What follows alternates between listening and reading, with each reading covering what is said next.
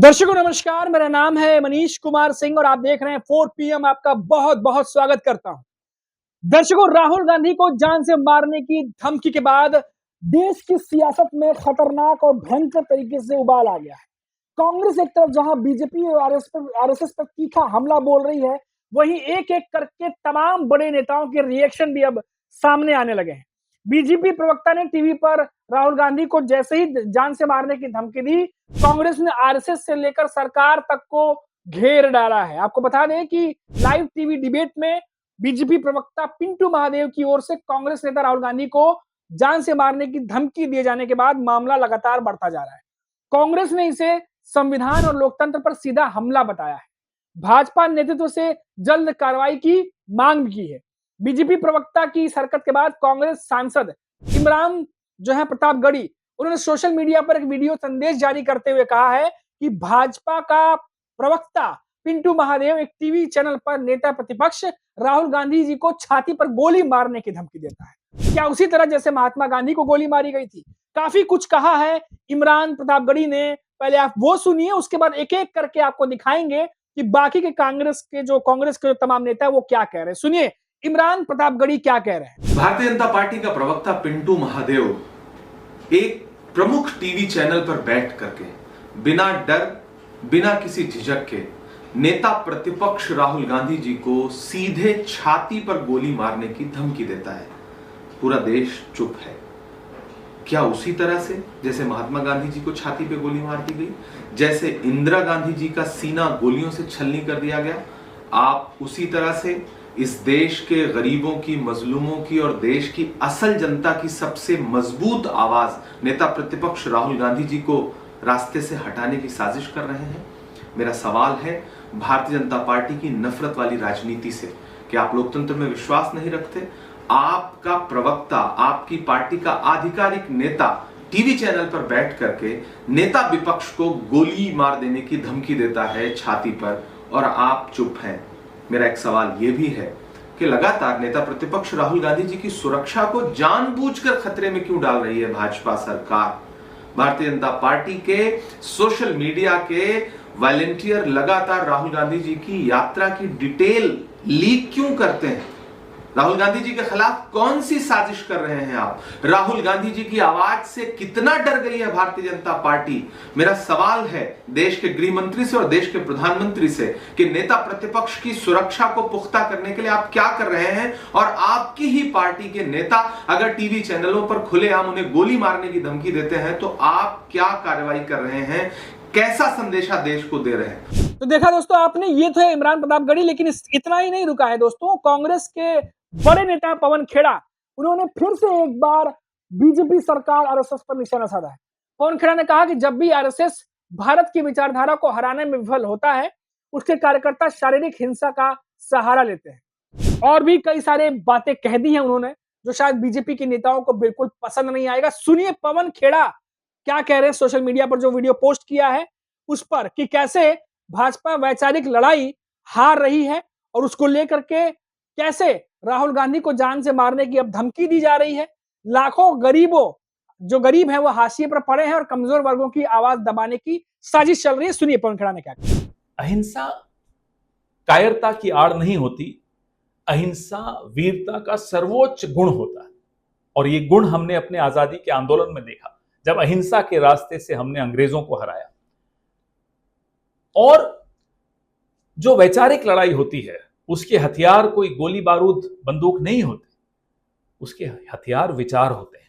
लेकिन जब प्रतिद्वंदी के पास विचारों के हथियार नहीं होते परास्त करने को, तो वो हिंसा का सहारा लेते हैं, जैसे कि गोडसे ने लिया।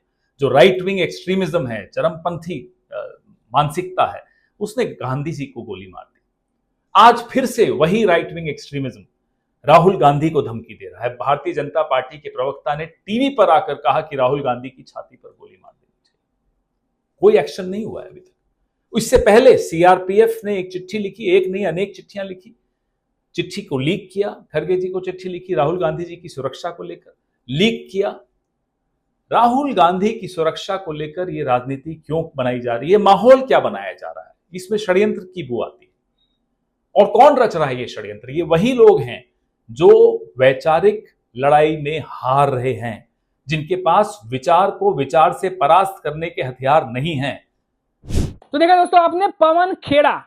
अब बात करते हैं, नेता लगातार बयान देते चले जा रहे हैं। हालांकि बीजेपी की तरफ से जो है इस मामले पर जो बड़े नेता है उनका रिएक्शन तो नहीं आया है, लेकिन ये इतना बड़ा मामला है कि अब लगातार जिस तरीके से राहुल गांधी अकेले बीजेपी या बीजेपी की जो नीतियां हैं उस पर जो है वो लगातार सवाल पूछते रहते हैं।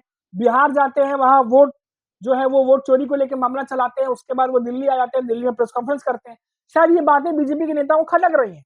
अब ये जो बातें कही गई है दोस्तों, या टीवी चैनल बैठ करके वाकई में इस पर जो है कार्रवाई, तो क्या इस पर जल्द से जल्द कुछ संज्ञान लेकर के कुछ बताना चाहिए कि भाई अगर इस तरह की चीजें होंगी तो सरकार ये कार्रवाई कर सकती है, ये चीजें हो सकती है। राहुल गांधी नेता प्रतिपक्ष है, बड़े नेता हैं राहुल गांधी। अब ऐसा भी नहीं है कि कोई कम उम्र के नेता हो, और उनको जनता ने जब देश की जनता ने बीजेपी और उनके सहयोगी दलों को ज्यादा सीटें दी तो वहां विपक्ष को भी मजबूत बनाया है। पहले से कहीं ज्यादा कांग्रेस की सीटें आई हैं। तो ऐसा नहीं है कि देश की जनता ने जो है विपक्ष को मजबूत, क्योंकि इस बार विपक्ष पहले से ज्यादा मजबूत है, और उसके बावजूद अगर कोई नेता इस तरह का बयान देता है तो बवाल तो कटना ही था। सुप्रिया सिनेत क्या कह रही है भाजपा पर, वो भी सुनिए, क्योंकि इससे पहले तमाम बात नेताओं ने जो कहा है वो आपने सुना है। सुप्रिया सिनेत लगातार बीजेपी पर हमला बोलती रहती हैं। अब उन्होंने जो कहा है वो सुनिए क्या कह रही है। मैं राहुल गांधी की सुरक्षा को लेकर चिंतित हूं, असल में बहुत चिंतित हूं। क्या मुझे लगता है कि उनकी जिंदगी को खतरा है? हाँ, बिल्कुल लगता है। और इस आशंका पर बार बार मोहर लगाने का काम संघी भाजपाई कर रहे हैं। जिस आसानी से खुलेआम बीजेपी के एक प्रवक्ता ने टीवी पर कहा कि राहुल गांधी के सीने पर गोली मार दी जाएगी, क्या वो सुनकर चुप रहा जा सकता है?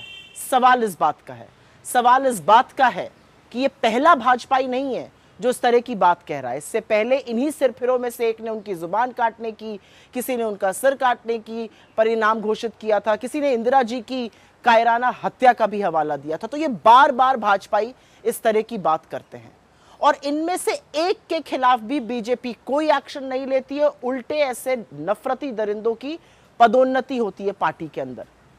मुझे चिंता इसलिए है क्योंकि इन्हीं संघियों का ऐसा ही खूनी इतिहास है। इन्हीं की विचारधारा से प्रभावित होकर नाथूराम गोडसे ने गांधी को मारा था। मुझे चिंता इसलिए है क्योंकि ये कायर हिंसक है, ये सच के सामने टिक नहीं पाते हैं और टिक सकते भी नहीं हैं। मुझे चिंता इसलिए है क्योंकि जिन सुरक्षा एजेंसियों पर उनकी सुरक्षा की जिम्मेदारी है, वो उनकी सुरक्षा से संबंधित चिट्ठियां जो लिखी जा रही हैं वो बेधड़क लीक कर रहे हैं।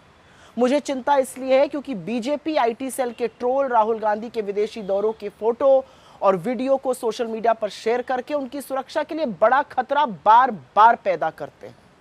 तो देखा दोस्तों आपने, सुप्रिया सिनेत राहुल गांधी को सुरक्षा को लेकर के चिंता जता रही हैं।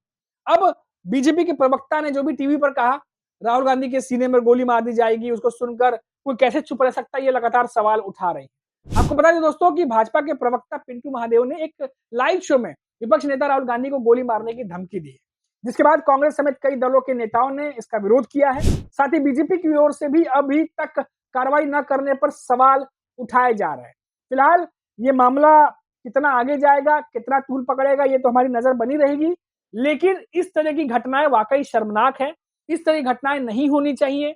कोई भी नेता किसी भी नेता के बारे में ये नहीं बोल सकता। जरूरी नहीं कि बीजेपी के नेता कांग्रेस के बारे में बोल रहा है तो कांग्रेस के नेता बीजेपी के बारे में ऐसा बोल सकता है, ऐसा बिल्कुल भी नहीं। ये बातें होनी ही नहीं चाहिए।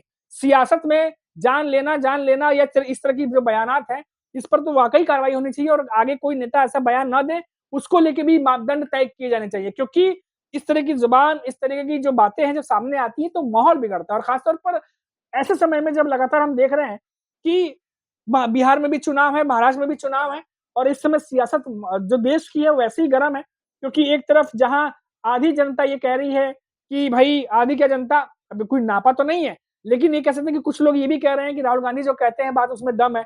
कुछ कहते हैं कि नहीं, बीजेपी के नेता जो कह रहे हैं वो सही है। तो ऐसी स्थिति में सियासत और मुद्दों पर बातचीत होनी चाहिए, और जो मुद्दे जुड़े हुए उस पर होनी चाहिए। इस तरह के बयानात जब आते हैं तो वाकई में सोचने पर मजबूर हो जाते हैं कि जो बीजेपी सभी को विकास की मुख्य धारा से जोड़ने की बात करती है, क्या यही उन्हीं पार्टी के नेता हैं जो इस तरह के बयान दे रहे हैं? कई सारे सवाल खड़े होते हैं, सारे सवाल यही नहीं उठा देंगे, बहुत सारे सवाल ऑलरेडी उठे हुए हैं। लेकिन हमारी नजर इस पर यह है कि क्या बीजेपी के नेता इस मामले पर क्या कर रहे हैं। अभी इतना ही, आप देखते रहिए 4 PM। नमस्कार।